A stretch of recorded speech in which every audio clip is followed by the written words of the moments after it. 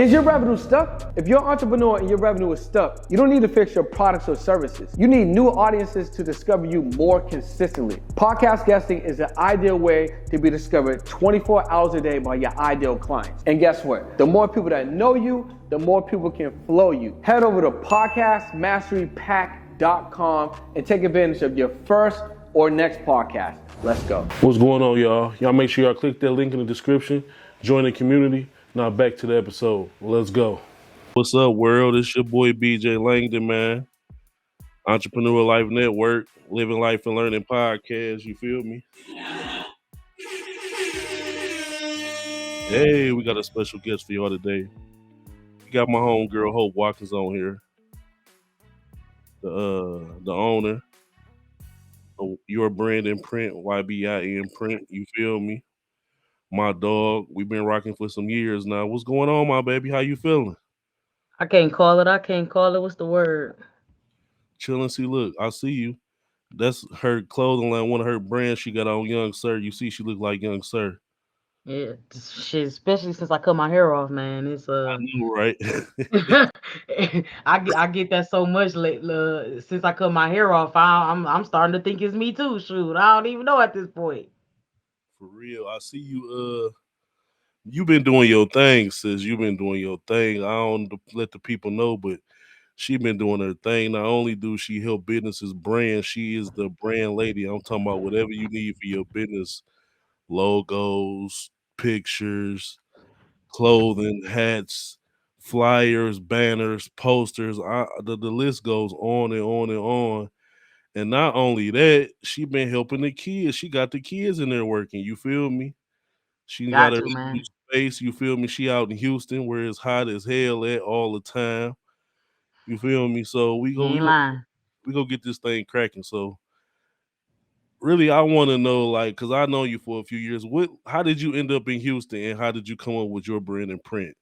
Take us back. You feel me? How we even got to this point? Bet. So really, I'm gonna be honest with you. So when we first started, we was one stop shop printing. Okay. And it was a popular name. I knew it was a popular name. Not just in the print world, just period. And I wanted to use that to my advantage. So I was like, you know what? We're gonna go with it. Stop, one stop shop printing. And it worked. It worked for a minute, especially while I was in Detroit. It worked because, think about 5, 6, 7, 8 years ago, the print world in Detroit. It was non-existent. You feel me? Yeah. You didn't know a lot of small black businesses that was printing. That's when I Most of first. the print was coming from, across 8 Mile or S-Boy. S-Boy was the only black printer that I knew at the time before I met my old partner, Tony, who got me into the print game. So, we do fashion shows, and we had an office on 7 Mile. My guy, Tony, he deep into this print world. You know what I'm saying? Like, he got plugs in the Jewish community, the Arab community, like every big printer that you could think of, he locked in with them. So we do a fashion show. He sponsored the fashion show. He sponsored some print for the fashion show. Okay. And he was like, anytime you do a show, let me know. We'll print, we'll do this, that, and the third. I'm like, okay, what about t-shirts? Because at this point, all I know to print is banners and like stuff for storefronts and stuff. So I'm like, what about t-shirts? He's like, yeah, we can do those too. I can teach you how to do them. Now, mind you, when he said this to me, I had just placed a $1,500 t-shirt order, right? Right after the fashion show, we did a community service event. We went and cleaned up one of the parks. Matter of fact, we went and cleaned up the park close to Osborne. Okay. Blew through the $1,500 worth of shirts in like a few hours. Damn. So I'm hurt. Like, I'm happy, but I'm hurt because we had a good turnout. But like, everybody and their mama wanted a t-shirt. So I'm hurt and I'm happy at the same time because I'm like, it's beautiful. All these people got on our shirts and whatever. But now we gave these shirts out for free. So now we need some more shirts. Free. Yeah, you know what I'm saying? They the community service shirts. You feel me? Yeah, okay, that makes sense. So now we need some more shirts. So now I'm hurt. Like, I'm happy hurt. I'll never forget this day. Like, I was excited and hurt all at the same time. And so I'm talking to Tone. I'm like, what about shirts? Woo, woo, woo, woo. He like, I can show you how to do shirts, especially screen print is easy, it's cheap, woo, woo. So, long story short, in the next few months, He started teaching me how to print, started teaching me different stuff, but I didn't know how to graphic design. Okay. And so he was doing all the graphics. And that's how I got into this print world by accident. You feel me? Like I didn't go to school for this. This is not something I dreamed about when I was a kid or But none of that. now let me ask you this: when he first showed you, what was the first way he showed you? Was Screen it printing. so? I didn't even know. So you know how to screen print? That's how I learned how. That's how I got into this print game. Screen printing. Yep. You a beast. Cause see, I didn't do the screen print. You know how when you get into the t-shirts, when you go through the YouTube, it's like you go save time or you go save money. Now the screen print, you go save some money, but you go spend some more time. And I started See, out I with ain't had no options. That's what he gave. That was the only option he gave me, and I didn't. Like I said, I didn't come into this being a printer, so it wasn't like I went and researched it or you know what I'm saying. Like I didn't do none of that. yeah. I'm literally just going off his word. You feel me? He showed me a bucket of paint, screen, broke the price down to me, and I'm like, oh, it's too much money to be made on this. And that's how we started. I ain't gonna lie to you, like we was killing the screen printing game in the beginning. Hey, say the price margin is stupid crazy, huh? I think I need to go back to screen printing while you buzz. No, I'm just Listen, that's like when I first started. I ain't no cap. Me and Nick Cash, we started it right when Hoss had died. Man, it was hot as hell that summer. I had got a heat press from my homeboy. That bitch didn't work, and we had the printer, and we went and brought some regular transfer paper, and we was just printing stuff out. We had got the Pray for Detroit logo. We was cutting it out with our hands, using it. Then we ended up figuring it out that okay, we gonna use the dark transfers over the light transfers. mm-hmm. Then I end up like I ain't gonna let my vinyl machine. My mama brought my vinyl machine, my US cutter. You feel me? I'm like, man, I was going through. I'm like, man, help me out, invest in me. I need your help one more time. You know, nigga, mama, that's she the one who go. Mm-hmm. She got me that boy. When I first started doing vinyl, you know, the printer came with signed vinyl, Mm-hmm. and I didn't know. So I'm sitting up Me here. neither. Me I'm neither. Don't feel bad. I'm I sitting was up here. trying my best to press that shit on the shirt. You understand me? And on the sign vinyl, you gotta transfer to the actual transfer tape. So I'm peeling it out one by one, trying to put it on the shirt. You feel me? Like letter by letter. Listen, I still got my same original roll of transfer tape that came with my printer. Like I didn't You even know tripping? what to do. I never even made a banner or nothing. But once I called my uncle, like my uncle Ray, God rest his soul, rest in peace to Black Monday, fly high. You feel me? He like, bro, you got the wrong kind of vinyl. It ain't gonna never stick to the shirt like that. You feel me? So after Unc put me in the game, then I started learning some shit. You feel me? And then Yep. that's Yep. how PJ. It wasn't just you. Trust me. When I got that vinyl cutter in front of me, I definitely messed up the play for sure. It's a For learning sure. I curve. never forget sitting in one of my homeboys' house trying to make him a shirt, and I ain't know what I was doing wrong. It was pissing me off. And mind you, at this point, I'm not already started screen printing, so now I'm frustrated because like, what? How I go from screen printing, now I can't even get this stuff to where you feel me. I was really upset. That was a stressful time in my life, just like learning all the different machines and different ways to print and when you supposed to use those different ways and stuff. Like it was a lot. Let me ask you this: how many times did you burn some screens up before you finally figured it See, out? I was blessed. Look, I was truly blessed. Shout out to my guy Tony, bro. I was truly blessed to have a great mentor who really saved me from a lot of that stuff. You feel me? Like in the beginning, he burnt all my screens. You know what I'm saying? Like he literally took me up under his wings until I could fly and do it on my own. So I ain't really go through stuff like that. You feel me? Now, ask me how many shirts that I mess up printing. Now I did that a lot because you got to catch the groove with the screen Y'all printing. We had the ghetto set up. You feel me? Like I ain't had no $30,000 screen print setup. You feel me? I had the little one armor and um. What my biggest thing was that I used to forget to do all the time that would mess me up? Spray the board with the adhesive to make the shirt stick.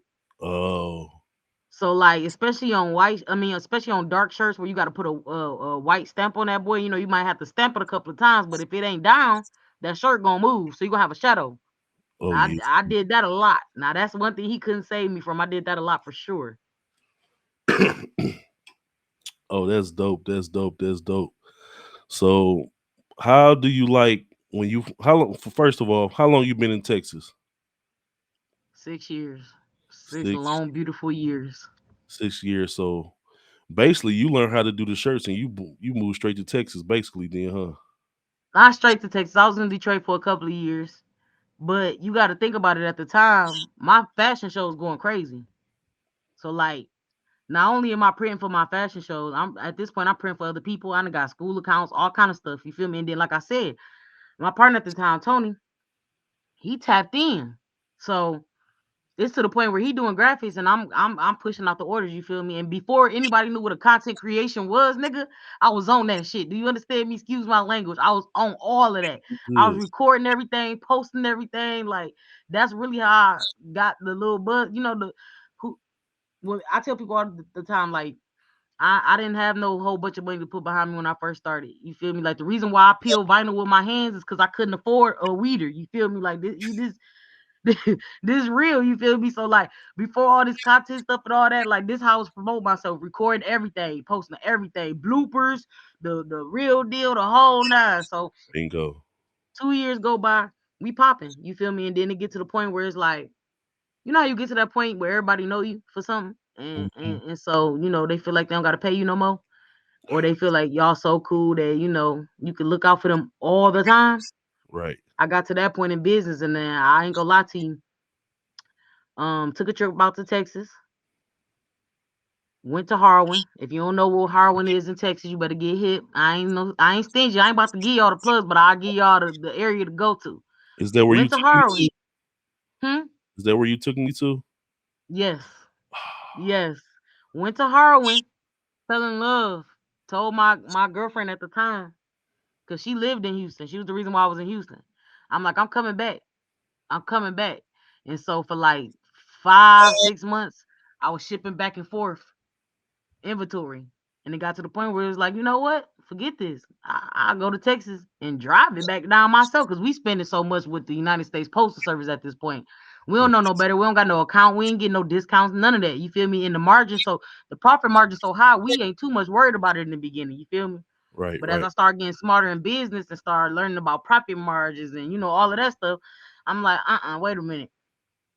I don't want to be stuck in Detroit forever. You feel me? Like I can really go explore the world, bring my inventory back, and it still cost me less. You feel me? Yep. Cause Because if look, y'all ain't hip, it's only 1,300 miles from Texas to Detroit. You feel me? With a good car, you probably spend about $150 in gas. Even right, that's today's prices. Back then, it's less than that. Like I'm getting back and forth from Texas to Detroit on $70, $80. You oh, feel me? yep. And then if I'm in the F-150, it might be a couple $100, but that couple $100, I done been through how many states, stopped, ate, had a good time, explored the world. You feel me? Like got to see the other states and how they move and all that stuff. You feel me? And then when I went to Texas one time and just ain't never come back. Look, I ain't gonna lie. When I came down there with you for the weekend, I tell people I've been in Texas, but I ain't really seen it like that. But when you took me to where you just said, I was ready to stay there. Yeah, I was like, what? I'm like, People don't be believing me. if y'all don't know, like what she talking about, it's like a wholesale area. Like they got vinyl, t-shirts, everything. Like it blew my mind. I've never seen it like it. But now I'm in Atlanta.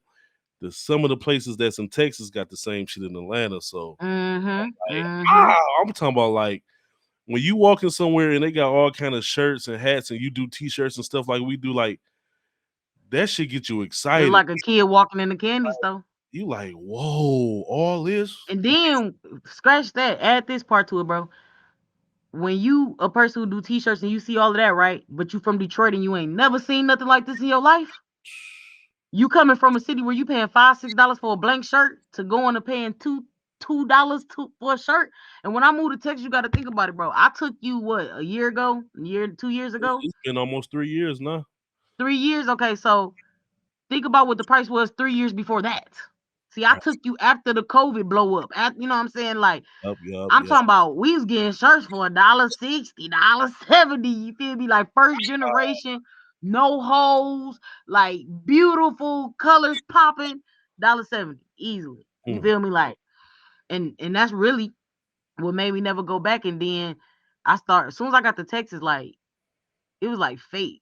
Stuff just started picking up. The fashion shows just kept going crazy. You feel me? Like I said, before getting content was popular, bro, I was doing it. And that's what really cemented me in Houston where I didn't have to go through a whole bunch of stuff or, wait years to blow or pop or whatever. Like I came to Houston with so much footage and so much proof. Like, look, the proof in the pudding, guy. Like, you see this? This is my logo in that corner right there. That's my name on that flyer, on that banner, on that video. So you can't say it ain't me. You feel me? And you gotta think about it, bro.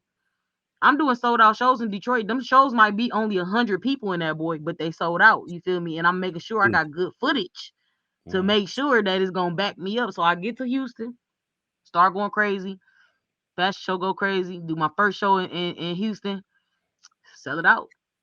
See, you did 120 chairs. yo, like from basically what you said, like when you got to Houston, you was already tapped in where you could be on go. Like me moving to Atlanta, like I'm still meeting people, still learning, still finding my way. You feel me around this thing, but I ain't gonna let it deter me. You know what I'm saying? I'm staying on track. Like I was just telling B in the last interview I had just did earlier. Like I just printed up some flyers because I've been here over a year and I've just been working. I'm like, bro, you got to shake that. You got to get to yourself and get out here in this world and promote and get to know people and get to networking. You feel me? Because I had went to a couple pop. Like one thing down here in Atlanta, there's a lot of scamming going on all aspects of everything. Like people scamming on pop-up shops, people scamming on this, people scamming on selling bottled waters, whatever you could think of. It's somebody down here scamming on. That ain't just Atlanta, that's just period. Yeah, I went to a couple places. It's supposed to be in a pop-up shop. I couldn't. I know the GPS gave me the right address. Wasn't nobody there. You feel me? So Damn.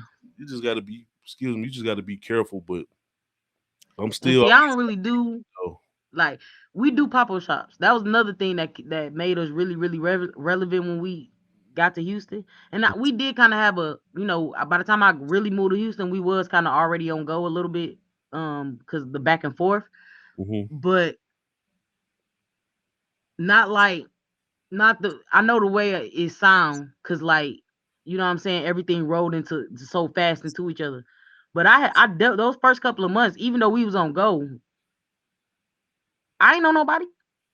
Not for real, you feel me? Like I knew people, social media, stuff mm-hmm, like that, but getting out here in this world, like it was a point where I had to really have a conversation with myself. Like, you gotta stick to what you know. Like, you can't do what everybody else doing. You ain't a everybody else type of person. You feel me?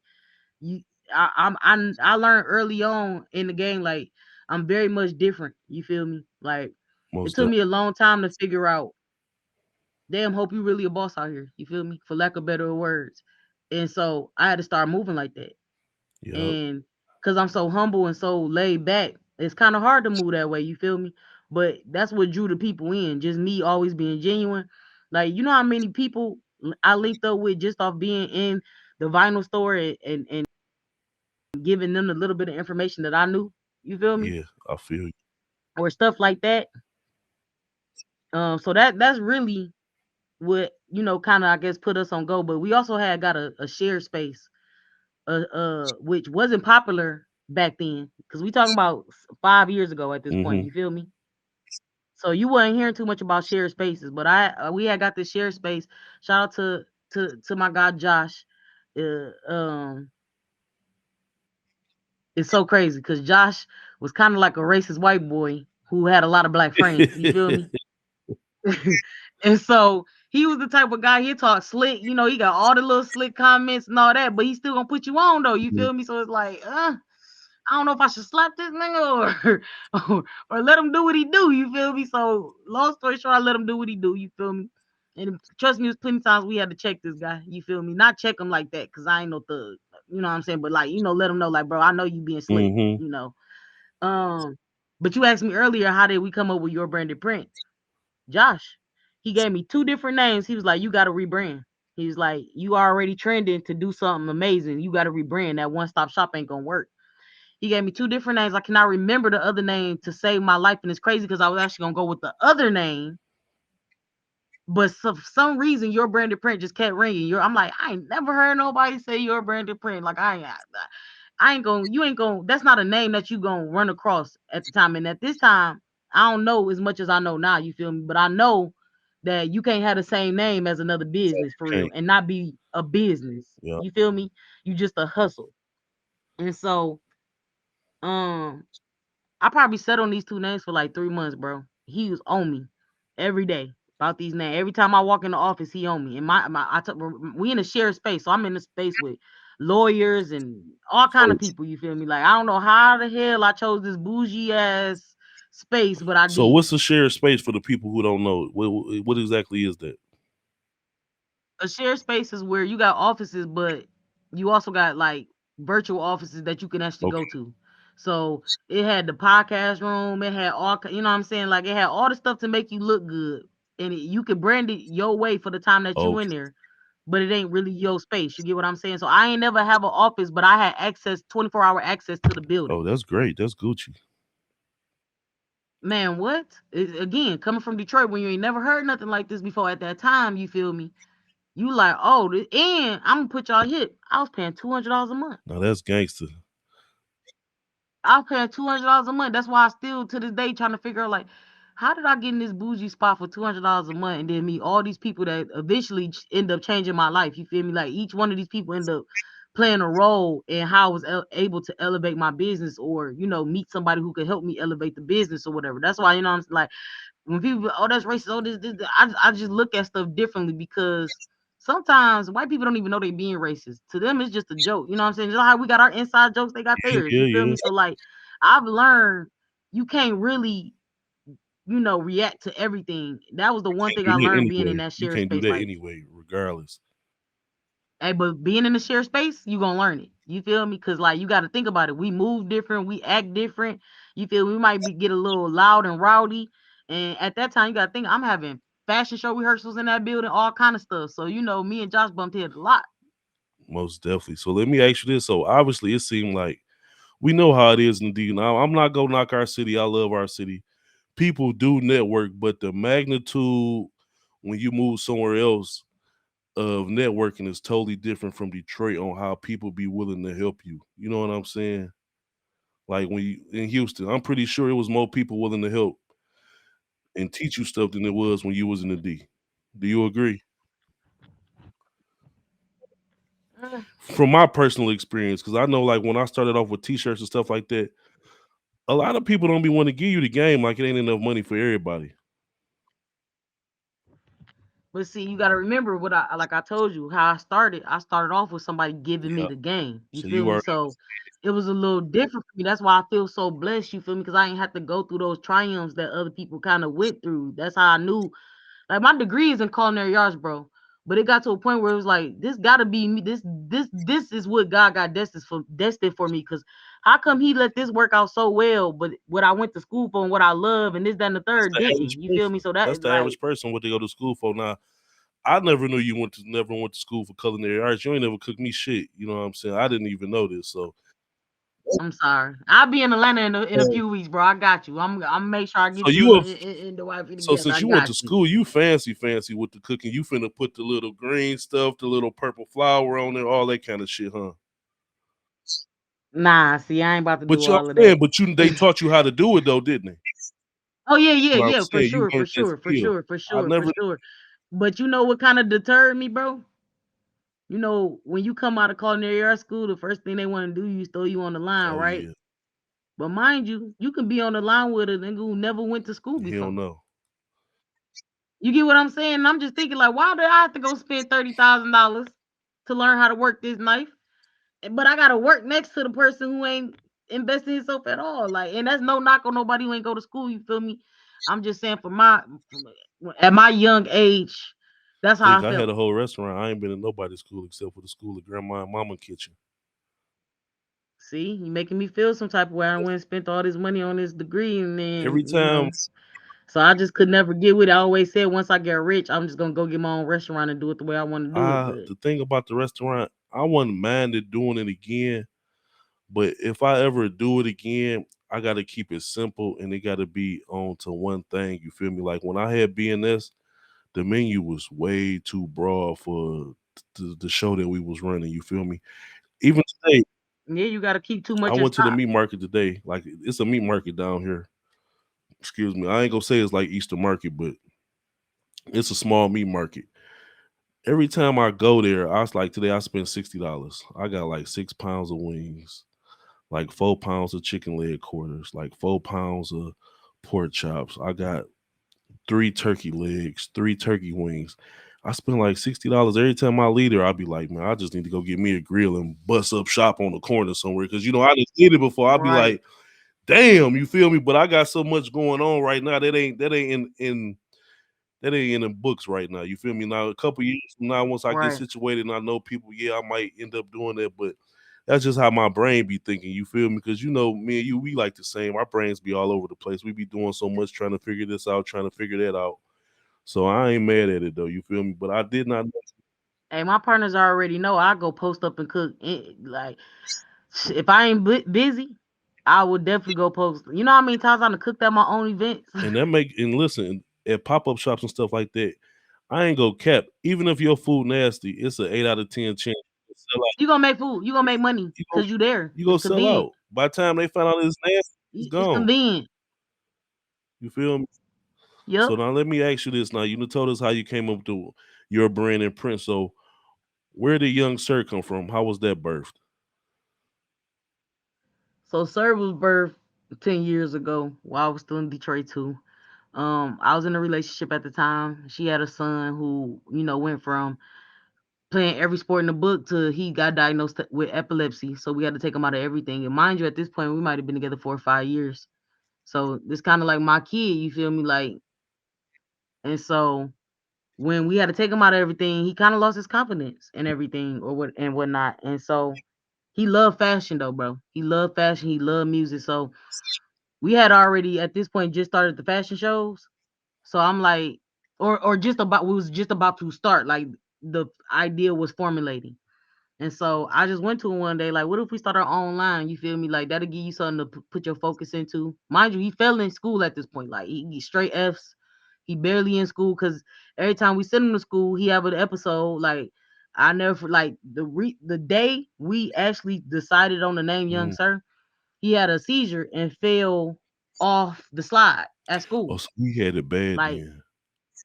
yeah, like 8 feet off the Mm. ground, just top of the slide, gone. Didn't hit the slide, just went straight to the ground. We thought he was messed up. You feel me?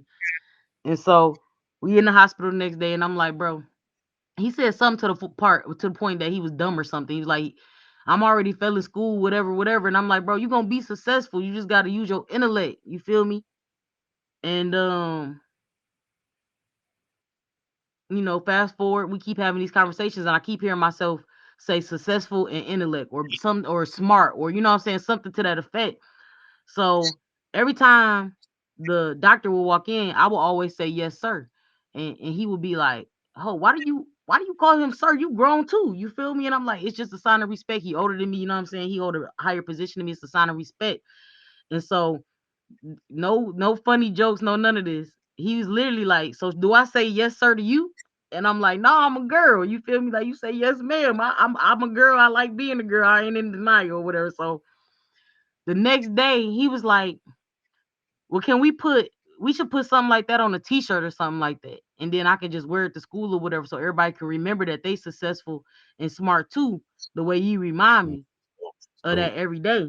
And so, a couple weeks go by, we still talking about it.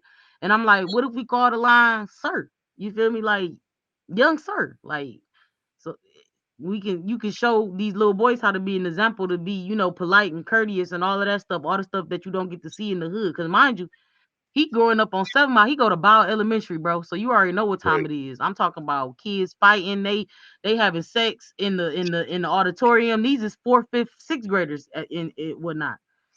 And so, we ran with Sir, and then I remember telling his mama, like, we gotta make Sir stand for something, bro, because I'm a girl. I don't want people to think I'm trying to be a boy. You feel me? Like it was just this whole. I always just been big on that. You feel me? Because like even when TJ used to try to slide and be like my dad, and I'd be like, hell no, like I ain't your daddy boy. I was a girl. You feel me?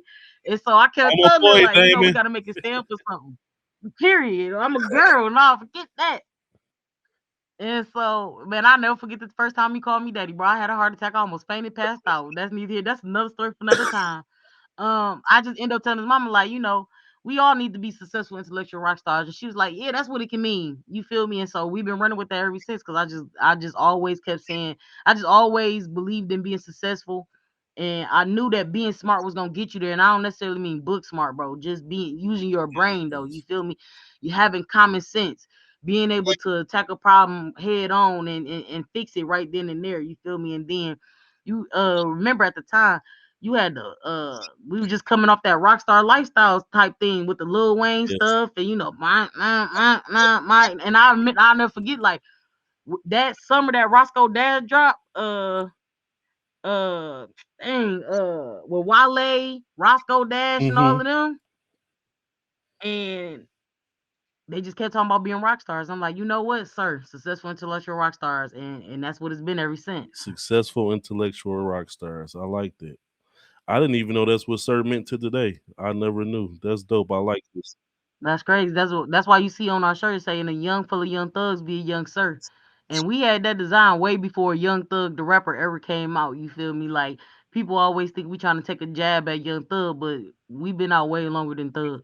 You feel me? And it's not my fault that he's a prime example of what not to be. Just it just happened that way. But in a world full of young thugs, man, be a young sir, successful And intellectual that be rock the star. messed up part, like the situation he in. These guys, no shade, they get the millions and they can't leave the streets alone. Like I understand how you might still have your people in the streets and you can I don't. you can no, I'm just saying like on his level, if his immediate circle, if they willing to work, then they should be able to get a job with him doing something. But it's I think it's just something about that excitement with the streets that some people just can't let go of. You feel me? Like I just don't. I don't look, coming from Detroit, bro. And mind, I'm not a street nigga like that, but my brothers right. is. And I did grow up in the city, so I've seen it firsthand. Kind of dibbled and dabbled in the street life. Thought I was about that life, and I sure ain't got as much money as Thug, and I had no problem leaving that life behind. You feel me? It was like, Listen, if I gotta choose between that and this, it's gonna be this. You feel me? So I don't understand that. Like having that type of money and not being able to leave the street stuff alone just is weird to me. man, the thing for me was, me, I was heavy in the streets like forever. Like always been smart, school smart, all that. But once we moved on East Warren, like, and my mama worked midnights, it was a wrap. We going to the trap house at night. She had work all night long. Our house was the party house. All that, you feel me? Mama used to be sleep. I used to be selling nickel bags downstairs out the front door while she sleep. You All kinds tripping? of shit.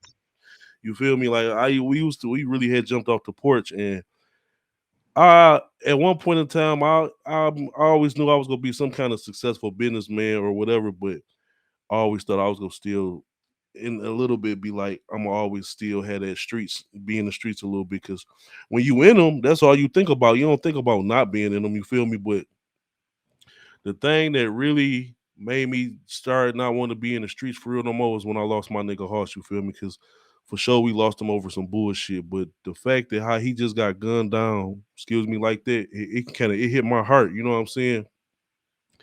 And the fact that we wasn't me and him, we both alpha males. So sometimes we'll bump heads and won't talk to each other for a couple days. He might unfriend a nigga on the book for a couple days, but that's how our relationship goes. So this last time that we was on our little bullshit, we didn't get a chance to make up. You feel me? And that And shit, hurt me bad, and I had a burden for a long time. Like when he got killed, like for some years, I was fucked up, like emotionally, mentally, like just dealing with it. You feel me? Like just going through all kind of shit mentally. You know what I'm saying? Just because that's my dog, but by the grace of God, the nigga recovered from that shit and got back on track. But then that's when I really started doing the t-shirts and doing this and doing that in the photography. I was already doing the photography, but I just was like, man, this ain't really it no more. Like it's cool. Like even when that first happened, like it wasn't an immediate change. I still was dibbing and dabbling and doing my thing, but as the years progressed to where we here now, to where I'm doing nothing illegal or nothing like that, you feel me? oh yeah, it So was definitely like that for me too. Even when I moved when I moved to Texas, like even though I'm saying it was easy for me to make the transition, and when I say easy, I mean like mentally, I knew like okay, I don't want to be a part of this no more. You feel me? Like, but don't get it twisted. It was plenty of days I wanted to backslide. Like, dang, I missed the money. You yeah, feel me? I'm like you, and you got to think about it. I grew up in a predominantly white neighborhood, so you know what I'm saying. Like, selling drugs was easy, yeah, and Not And only was it easy, like these white kids got way more money than these I was just kids about that to say, just I know buying weed. the profit margin even higher than what it's gonna be in the hood. You feel me? Because they really don't know. Like, what's a 10 down there finna be a 20 up there. I'm about to tell on myself, bro. Look, in high school, my 12th grade year, right? Mm-hmm. Now, mind you, Granny always gonna have a whole bunch of pills that she ain't taking, right?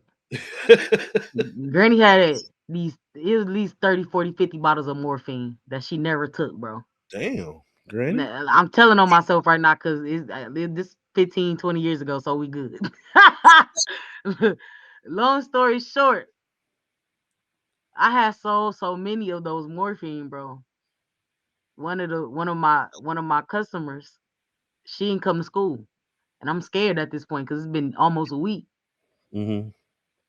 Long story short, she had mono. I didn't know she had mono. None of my partners knew she had mono. We just nervous. You feel me? And they done did a locker check that week too, cause somebody almost OD'd in the student store. Now you really scared. I'm tripping. Do you understand me? I'm going through that thing. Okay. I'm saying all this to say, by the time she get out, right? I, Something happened to the point where her parents needed some extra money or whatever, so they went into their savings account. Mm-hmm. That girl had took over $20,000 out of their savings account to spend on drugs. And Now they she ain't spend it all with me. Don't get it. Don't you know what I'm saying? But you know what I'm saying yeah, this to yeah. say. And they had no clue. They had no. This is their backup funds. You feel me? Like they ain't touching it. Ooh. So I, she get back to school. She telling us the story. Whatever they done sent her to rehab. She got to go report to a therapist twice a week. All kind of stuff. You feel me? mm-hmm.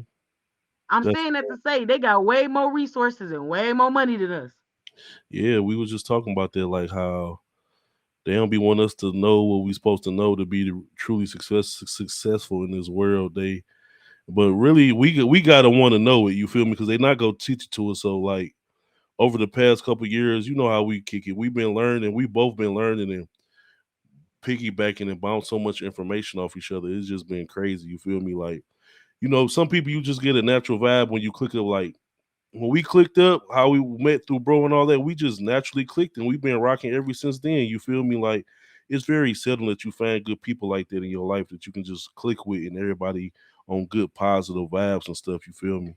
So, it's grateful to have friends like you and shit like that. You know what I'm saying? It's a blessing.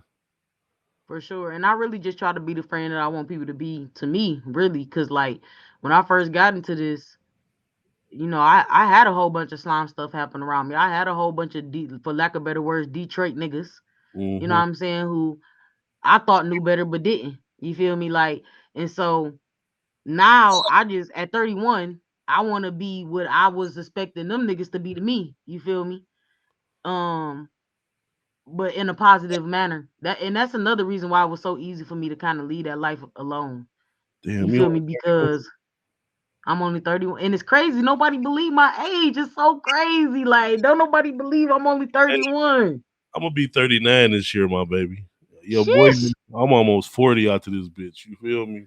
Hey, look, that just mean you got way more wisdom. That's all that mean. You feel That's me? all that mean. I was blessed to see a lot of stuff.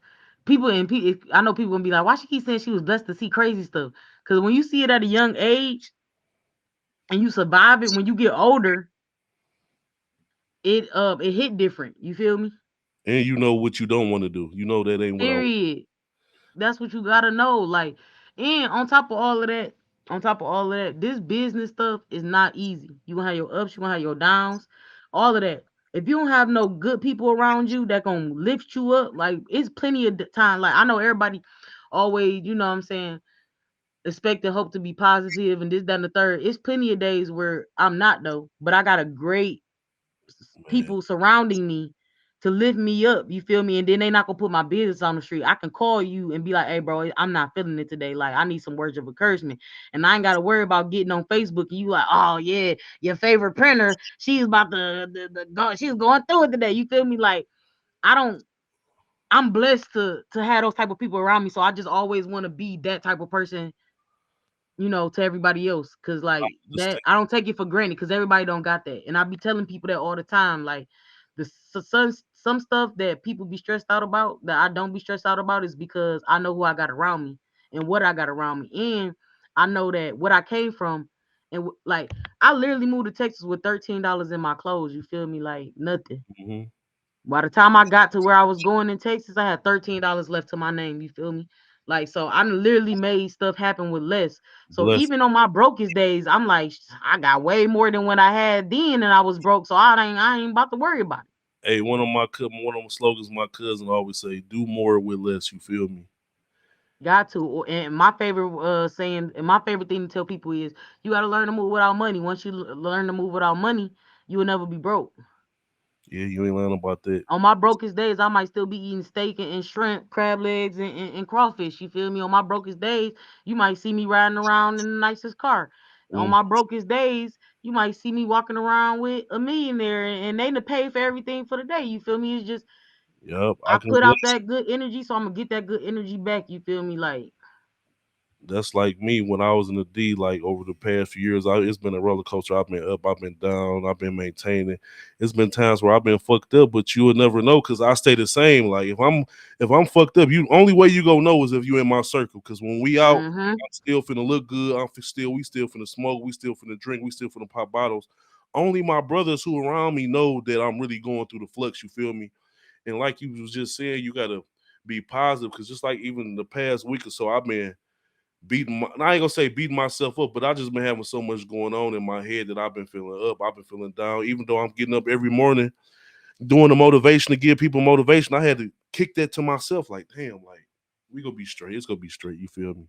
God ain't gonna put nothing on us that we can't handle. So, excuse me. At all. And if it's out of my control, it's out of my control. All I gotta do is do what I'm supposed to do and keep it moving. You feel me? So, with that being I'm said, glad you said that because a lot of business owners need to understand that. Early on, I didn't understand. I used to be stressed out. I used to be mean and, just kind of not approachable. You feel me in the beginning? Like, it's because I didn't know how to let stuff go. I didn't know how to, really let go and let God, for lack of better words. You feel me? And I had to learn that over the last few years. Like, when I got to Texas, bro, my 313 number, I had put that boy in a drawer and did not open up that drawer for like a year. I didn't even go home for a year because I was scared I wasn't gonna come back to Texas because it was so hard. You feel me? Like mhm, I ain't sometimes gonna you gotta put everything down and just walk away and know that everything gonna be okay. Cause sometimes what you holding on to is what's holding you back. yeah. And that right there going that apply to more things than one. Life, friends, relationships, boyfriend, girlfriend, all of Man, you that. know how many relationships I had to cut off that hurt me to my soul?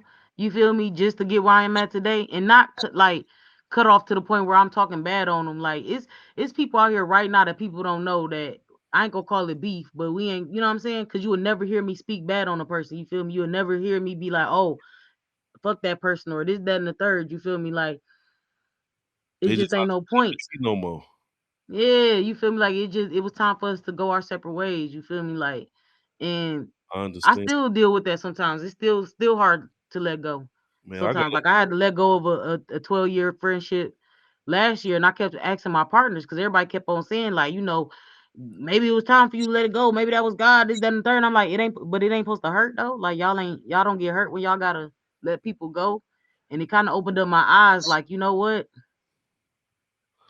I got a homeboy who been my dog since for a long time. Like we used to be like peanut butter and jelly, but I still got mad love for him. You feel me? But we just don't rock like that because the path that I'm on and the decisions that I make and the decisions he make, they don't align with each other. You feel me? And the way I look at things and the way he look at things, they don't align with each other. I love him to life, but we just ain't. You know what I'm saying? Like I'm on this, he on that. But that's cool And though. you I'm see how you see it though. You know For what I'm for them saying? younger business people, they ain't gonna see it that way until they got some years in this thing. You feel me? Like it took us some time to get to that.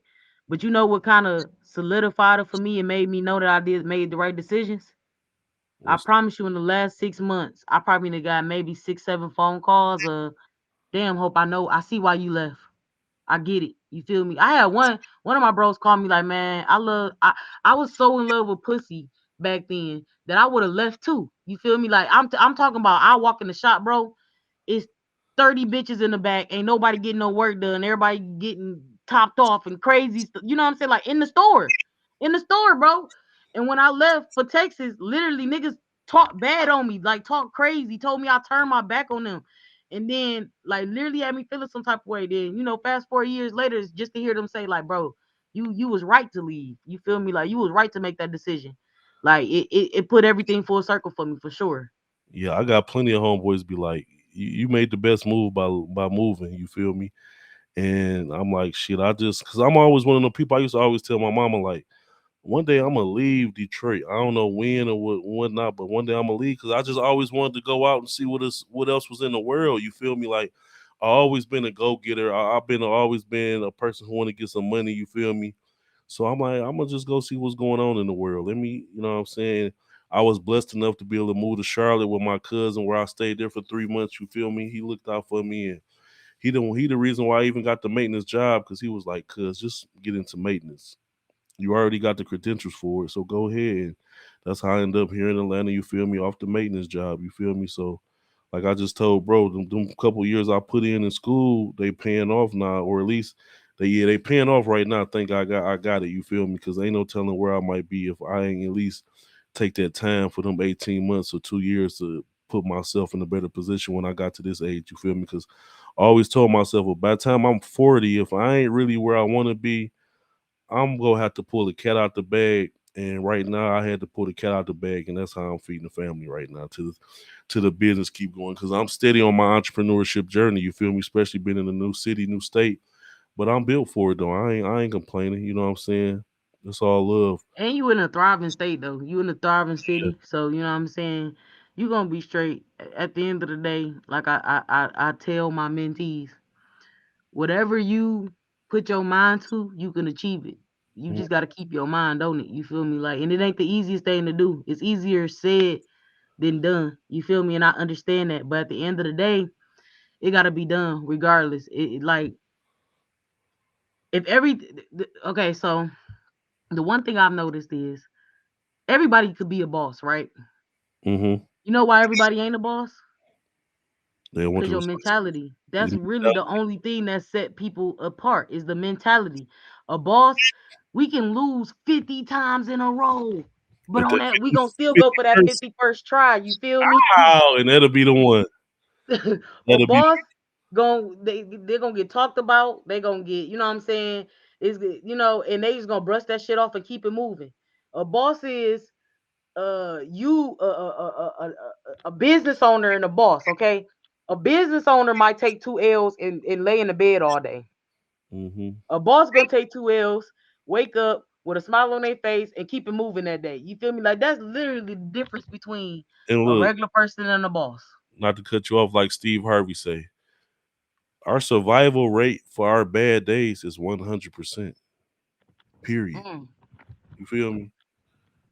We done survive all the bad days. Like we done survived them. And I'm glad you said something about your mentee because that take me to the next thing I was gonna ask you about. So I see you being real active with the kids and I'm loving it. So how did you get to the point where you just wanted to start working with the youth and now you got a space? Tell us about how you acquired your space because that was a total blessing. I know, but they don't know. So talk to us about how you got things going with the youth and your space and how everything just coming together for you on a totally different level. Like you printing and doing all this, but at the same time, you giving back to the community. You got different shows going on. You got this going on. You got that going on, and I love it. So now you basically what they call philanthropists or something like that. You one of them now. Something You like that. Something like that. you one It's of them now. crazy. You feel me? It's You crazy just you the said that world because somebody just story. called me that, bro. And I'm like, me? Like, nah, Yeah, I you don't are think though. that's the right name for me, but you know. Giving back, you doing positive, like you know what I'm saying. You motivate me, like I'm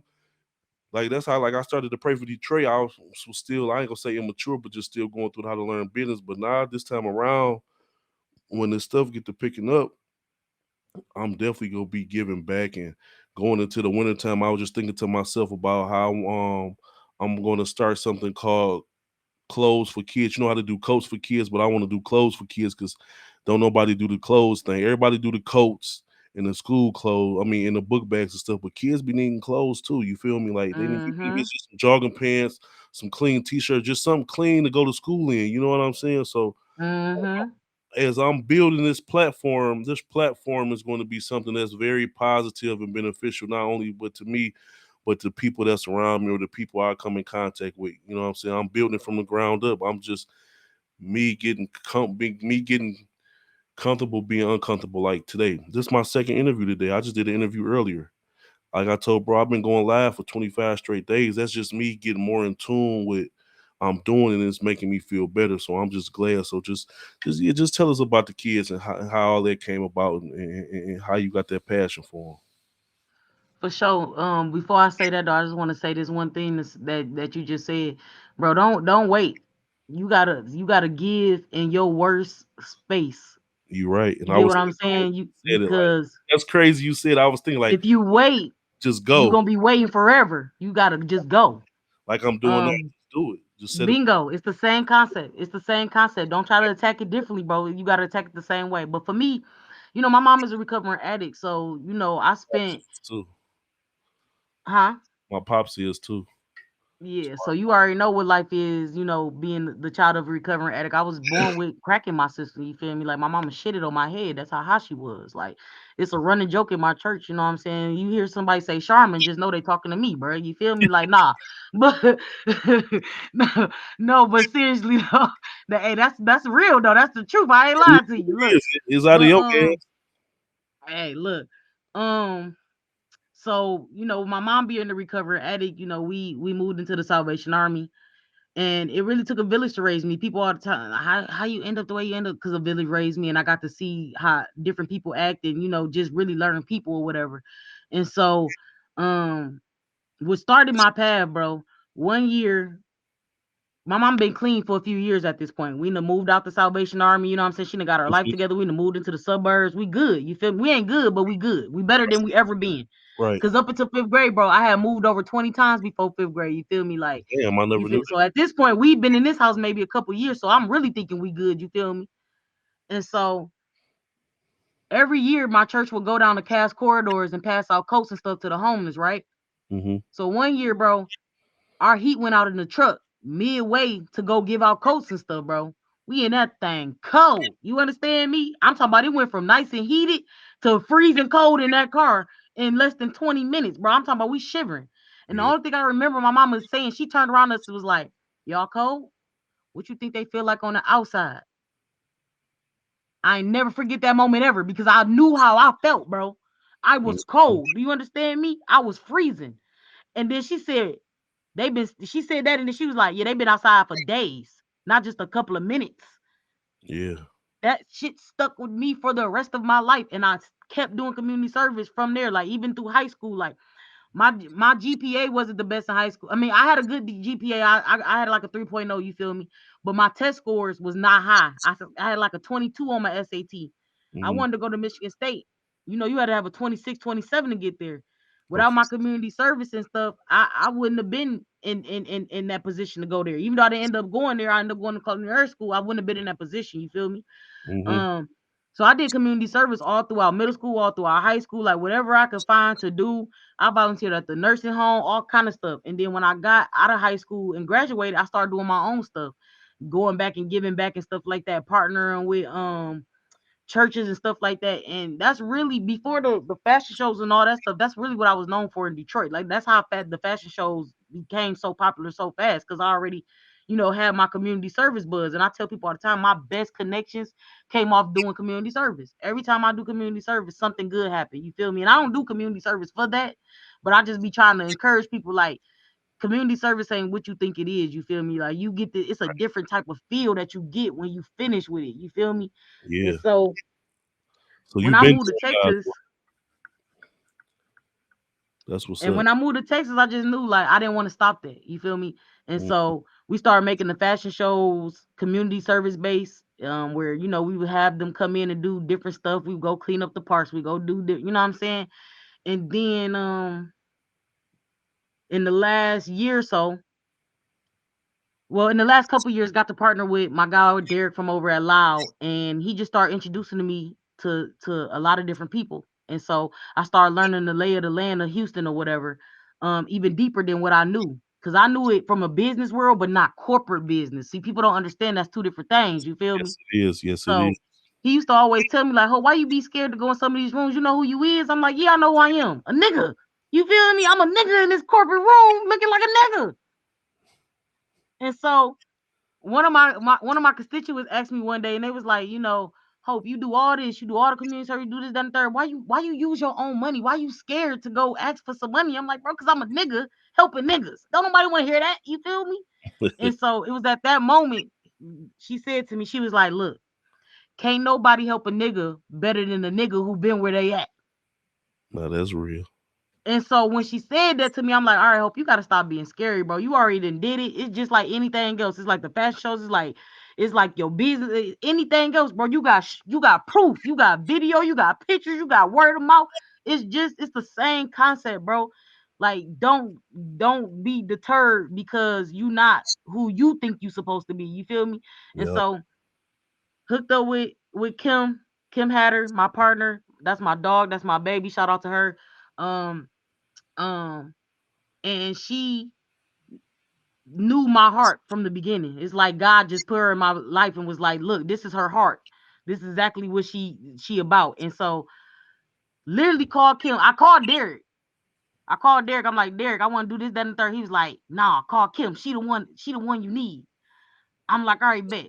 Call Kim. I'm like, "Kim, I want to do this fashion show for the kids, but I need some kids." Because the last few fashion shows we had did, bro, we just cut a check. We'll write a check to the mental health Hmm. association, whatever. We wasn't in the community. We was doing stuff for the community, but we wasn't like doing what we was supposed to be doing. You feel me? Right, right, right. So I'm like, I need some physical kids though. I don't want to just cut a check this year. I don't just want to take the ticket money and just donate it to something or go buy some. I don't want to do that. I want to really affect change. And she's like, I gotta wait for you to do it. She like, it's the old juvenile detention. They just decriminalized it. Whoop de whoop. She gave me the whole spill on it. So where they house the kids to go to jail. Now they done took all the locked doors off that thing. Now they done put a GD program in there, HVAC, construction, all kind of stuff, right? Dope, So we dope. going over there. We mentoring the kids. We come up with an agreement. Look, we gonna mentor these kids for 10 weeks. Y'all gonna let us have our fashion show here. They're gonna be a part of the fashion show. That's what it was supposed to be. It was supposed to stop right there, bro. We supposed to mentor kids for 10 weeks. I was happy right there. I'm like, bro, I get to directly be with these kids. I get to bring other people in to talk to them. Strong black man, strong Hispanic man, whatever they need. You feel me? I get to be the one that give it to them for 10 weeks. And I got full control over this program for 10 weeks. So we do it. 10 weeks strong, we going crazy. We bringing in entrepreneurs, we bringing in business people, we bringing in corporate people, we bringing in industry people. We doing it. You feel me? We teaching them how to do balloons. We taught them how to print T-shirts, all kind of stuff. We got two of the kids to start their own clothing lines and put them in the fashion show. We had like 10, 12 kids model in the fashion show. Mind you, this all new stuff for them. These kids is straight out of jail, got tethers on, can And, barely read, ain't got no high school credits at all. Most of them, you feel me? They so far behind they only can get their GED. and guess what? Not to cut you off, you gave them hope. Man, listen. That's why your name Hope. You giving them hope, my I baby. realized my mama named me Hope for a reason, you feel me? Yeah, Because you after did. that 10 weeks, bro, they came to me, they like, look, everything you did, we want to hear permanently. Basically, that's what the conversation was, and that's how we ended up where we are today. And so now I get to mentor 100 plus kids every week, where we going into the different juvenile centers, Monday through Thursday, outside of where I'm at housed permanently, at the BBRC. We get to go into other juvenile detention centers and teach them how to do it. Like this week is our last week, with a group of kids. They got to design their shirts from scratch in jail, bro. These kids are in jail right now as we speak. They got to get access to the tablets and stuff, design their t-shirts and stuff. And this week we gonna print them out with them. Like I'm taking the machines into the building and they gonna print their shirt right there while they in jail, bro. You hear me? That's dope. We need more of that because I'm on So the same thing. I understand. That's dope. That's dope. I not to cut you off. Like one of my long term goals is that I eventually want a school because I want the kids to know that you don't got to go to regular school to be able to make money. Like you can actually use your brain and learn skills out here. You know what I'm saying? I want to teach them photography, videography, get some people in there who do hair and nails and all of that. You know what I'm saying? That's definitely one of my long term goals. Like start a vocational school. You know what I'm saying? I've been on trades lately, bro. Yeah, Go get a trade. yeah. College ain't for everybody. You feel It's me? not. It's just not. especially in today's time, because you know my fiance, she a college professor, so I get to see it firsthand. School ain't for everybody. If No, you are not a good learner where you can go learn on your own, do not waste your money going to college. Don't mm-mm. waste your money. Don't waste your time. Go find you a trade. And now, the good thing about the world today, bro, a trade don't just mean HVAC or construction and stuff like that. Like you just said, a trade can be photography now. It can be videography now. It can be t-shirt printing now. Like it's a lot of trades out here in the world. Hey, it's ladies out here getting $200-$300 for lash extensions and installing Dog, have wigs. you ever watched some of them barber videos where they they Man. they take you through the day of being in the day of a barber and they tell you how much each haircut costs? I Yeah, just watched one of them. He did 12 heads and made $1,000 in 8 hours, bro. yeah, 40, 50. Yeah, haircuts is up $40-$50. You feel me? Nah. See, he started at like 5 o'clock in the morning. He charged one dude. He had a 5:30 a.m. appointment. He charged the dude $200 because it was the early special and did something else. And it was all kind of stuff tacked on. And dog tipped him afterwards though. After the 200, he still got a tip. Yeah, got to get that money, man. So listen, So man. trades, that's what it's about, man. Go get y'all the trade. Go learn something new, man. Look, everybody ain't meant to be mathematicians and scientists and whatnot. You feel me? Even though we still need those too. You feel me? Like but just to the demographic that we talking to, because we know who watch. You know what I'm saying? College ain't for everybody, and don't let nobody tell y'all differently, because it just ain't. Well, that's cool. You ended it on a great note because I was gonna ask you for some words of advice, but you just wrapped it up for us right there, man. That's why I didn't come up with the name. The Most High gave me the name, the Living Life and Learning Podcast, because anybody who working to do better, all we doing is living life and learning every day. Mm-hmm. We going through the transitions on getting better and better and better. So I was driving one day and that name came to me and I just rolled with it. You feel me? So this this been another episode of the Living Life and Learning Podcast, man. It's your boy BJ Langdon. We got my girl Hope Watkins, man, the owner and CEO of Your Brand and Print, man. We appreciate you getting online with us, For talking your sure. ish. You feel me?